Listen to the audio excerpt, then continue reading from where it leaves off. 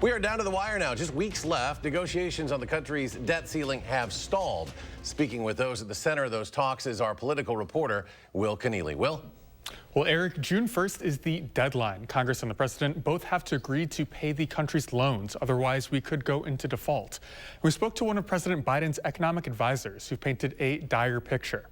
I'd be worried right now, to be totally honest. That's the prognosis from an economic advisor to the Biden White House on the risk of a U.S. default. If Republicans in Congress and the president can't agree on a plan to raise the country's debt limit, the U.S. can't pay back its loans. We're already starting to see disruptions in financial markets. There are harms even getting close to the deadline. We saw that in 2011, the last time that Republicans took the debt ceiling hostage and pushed us really close to a default.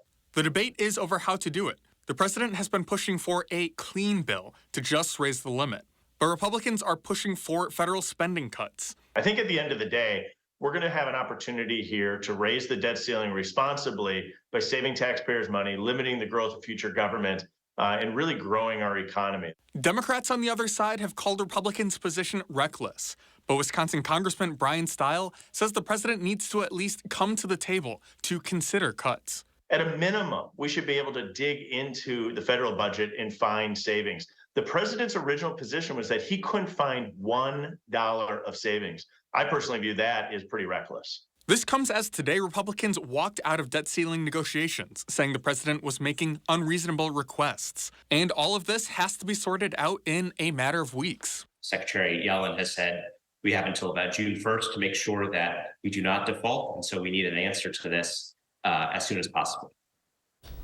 So this is also happening amid discussions of the federal budget that has to be passed this fall.